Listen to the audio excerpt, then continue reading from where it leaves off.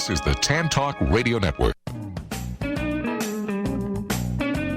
Welcome to Moments of Clarity with Tiffany Werner, licensed mental health counselor in the state of Florida. Moments of Clarity's mission is to educate and end the stigma on mental health through the inspirational stories of our exceptional guests. You can join in the show by calling Tiffany toll-free at 866-826-1340 or on Facebook and Twitter at MOC with Tiffany. Now, here's Tiffany Werner. Hi, thanks for listening. This is Moments of Clarity. My name's Tiffany Werner. I'm a licensed mental health counselor, and I'm your host. And today we're going to talk about someone's journey through so much. It's so powerful when someone is willing and courageous to share their story when it's not an easy one to share and show how they've come out the other end and what they're doing now with everything and paying it forward. And from bullying to suicidal ideation to domestic violence, addiction, and grief and loss, some people feel like they would never overcome those things. And it's amazing to hear the story and journey of someone who has. And my guest today has a journey of his own, and he's become a motivational speaker and also founded a foundation that we're going to talk about called the 4S for Life. And I want to welcome to Moments of Clarity, Jacques Ecuyer. Hi. Oh, look at that. Jacques Ecuyer. Did I say it right? Good job. You were practicing, weren't you? No, it's just, it's spelled exactly how it sounds and sound as it's spelled. A little bit. Anyway, how are you doing, Jacques? It's nice to have you on the show, and thanks for calling in, and thanks for being my guest today. And I know that you're going to share a very powerful story, and it's very honorable, and I'm very happy to have you here. Thank you so much. Well, thank you so much for having me, and hopefully telling a little bit of my life story can help others out there as they travel life's journey. Yeah. Let's start with the beginning, where it all began, because it ends up with you helping a lot of people. So I did a spoiler right there, but it's okay. That's all right. It started as a child. You know, I grew up in a middle-class neighborhood, very good in school. I was an athlete, frequent in the church every Sunday, a decent-looking young man. But, I had 2 years of constant bullying from two different individuals, stemming from, getting put in trash cans to getting physically beat up, verbal abuse, chased home from school, and it was very traumatizing as a child because I always tried to figure out what it was that I was doing wrong. Why did they pick me out of all these other kids? What was it about me that made me different? Made me so... Jacques, I'm having trouble hearing you. Can you talk into your mic or your phone, please? Yep. Can you hear me now? Yes. It just comes in and out. Okay, that's better. No, it's fine. It could be just where I was sitting. Is this better? Yeah, it is. So you're saying you were getting bullied and you were trying to figure out why, and that's where I kind of lost you. Okay, yes, I'm sorry. I was just trying to figure out why. I mean, like any other child or any other adult that's being bullied, you always try to figure out what's different about you or what makes you an easy target for someone to verbally or physically, emotionally abuse you and, right. Take advantage of you as a person. Jacques? Yes. Yeah, okay. Yeah, so I guess you ever figured that out? No, I never figured it out. No, it's actually very confusing, of course. So you're getting bullied, and how old were you then? That was in 3rd and 4th grade, so you're probably looking at 8, 9 years old in that realm, 9, 10-year-old. Again, it was two different individuals, and I actually wait in school sometimes, and I could see them outside the window, and I would wait. I pick up a conversation with a teacher, another child, anything to just let that time go by, and hopefully sometimes they would leave and leave me alone for the day. Other times they would wait until the end, and they would literally chase me all the way home. They waited specifically for you and chased you every day? Oh, yeah. Yep, literally this happened, especially one was worse than the other. The second year that I was bullied by that individual, yes, he would literally, not every day, but I would say 3 out of the 5 school days, he would wait just enough to torture me, to chase me home. And then he would, I could see him out the window, and he would be laughing, and he'd get a kick out of it with his friends. And, of course, I wasn't a fighter back then. I wasn't anyone I could, knew how to protect myself. I was just, safest thing for me to do was run in the house and, to get away from it all. So, like how you say a fighter back then. Well, yeah. Some things lead to other things into. Do you remember their names? Just curious. You don't have to say it on the air, but yep. Do you have a list on your wall that you're? No. Kind of like. Have you ever seen Billy Madison? And then. Yes, I have seen Billy Madison, Adam Sandler. Right, and then he calls and says sorry for bullying, and that wasn't really nice. And he's like, "It's okay." And then he crosses his name off a list of people he wanted to kill for bullying. Well, it's so funny that you asked me, before I go down that path. And the funny thing about it is, I know both individuals. I can remember both of them. I can actually view them right now as we're talking. I can envision both of these young men now. And the odd thing about it was the first year that I was bullied, I ran into that individual when I was much older, probably 19 or 20 years old, when I had got into into fighting and into weightlifting. And I was with my brother, and I happened to see him at a restaurant. And I looked at my brother and I said, "Tony," I said, "this is so and so," without mentioning his names, but I think this is that kid in 3rd grade that bullied me forever. This kid hadn't grown. I mean, it looked like he was a short, pudgy kid, and it didn't look like he had ever grown at all in the 12, 14 years that I had seen him. So I said, I'm going to have some fun with this kid. So I walked up behind him, and at the time I was 6'2", 220 pounds. So I was, a semi-large individual in very good shape. And I tapped the kid on the shoulder, the man on the shoulder, and I said, "So-and-so, do you remember me?" And you could just see this look that came over his eyes. You can use a first name. Nobody's going to know who you're talking about, right? Sal. His name was Sal. Sal was short for Salvador, so Sal was his. And I said, "Sal, do you remember me?"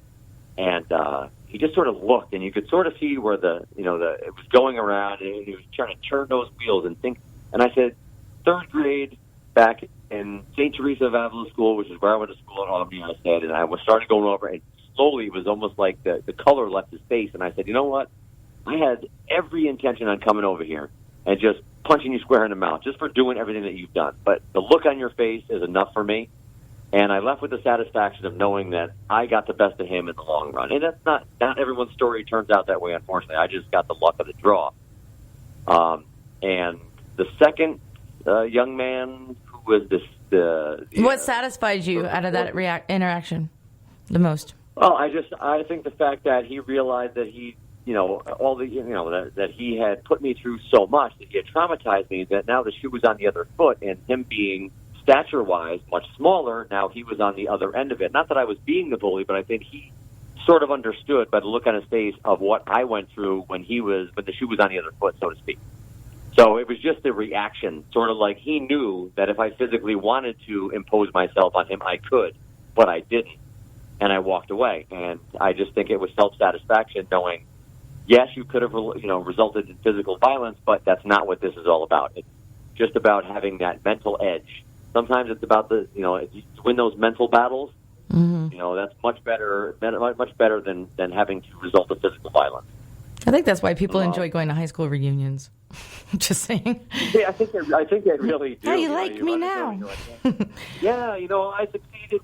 You called me, such and such a name back then. Well, now look at me. I'm very. Yeah, I think you hit that on the head. Mm-hmm. And yeah. So I mean, just living a successful life is going to be enough. But I want to welcome callers. Call in 866-826-1340. 866-826-1340. We're live until 1, and you can join the discussion.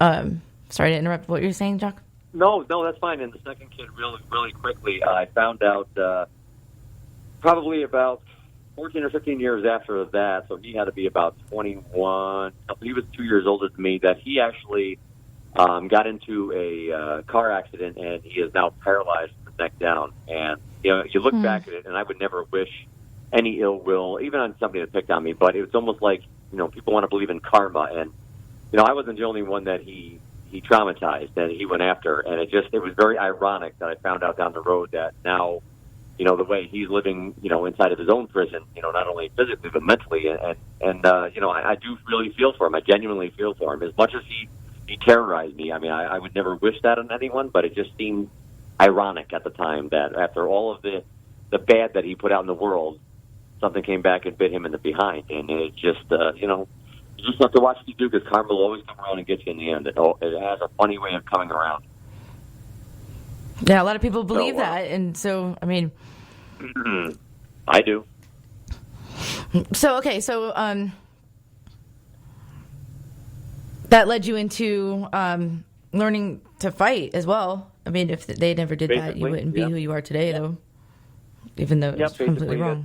I was taught by my father. Basically, I had the choice of fighting with my father or going outside and fighting the one of the boys that terrorized me. That's pretty much how I learned, and I had no fighting skills back then. I just went out and sort of, okay, as a young boy, you see things in the movies, you see things on television, you just curl your hand up and ball and swing and hope for the best. And I ended up actually beating the kid up. I was, I guess, stronger than I thought I was, or whatever. And it gave me a sense of pride back then. And again, I don't want. That was one of the ones that were following you in the first place. Yep, that was the kid that's now paralyzed. So. Yeah, I actually got the better of him, and again, I don't want any of the listeners to think that I recommend physical violence. I definitely, even to my own son, always try to talk your way out of things. Physical violence doesn't solve anything. You become the bully, and that's not what we're trying to do here.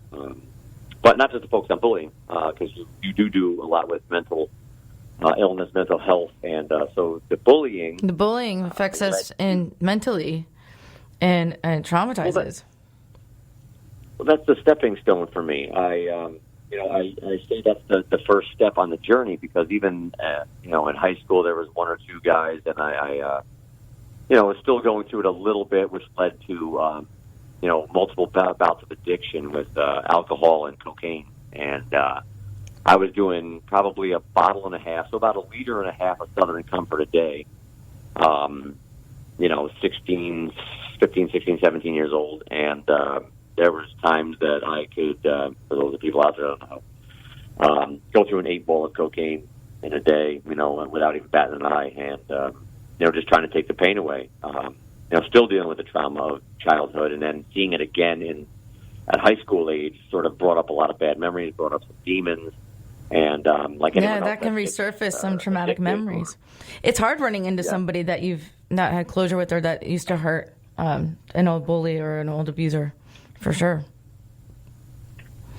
Yes, very much so. And, just like anybody else that will tell you that is an addict, or a reformed addict, or lost somebody to addiction, you try to take the pain away. You find an escape. And my escape was, like I said, 2 different bouts, obviously. And since then, over the years, I've beaten both of those addictions with a strong family support system.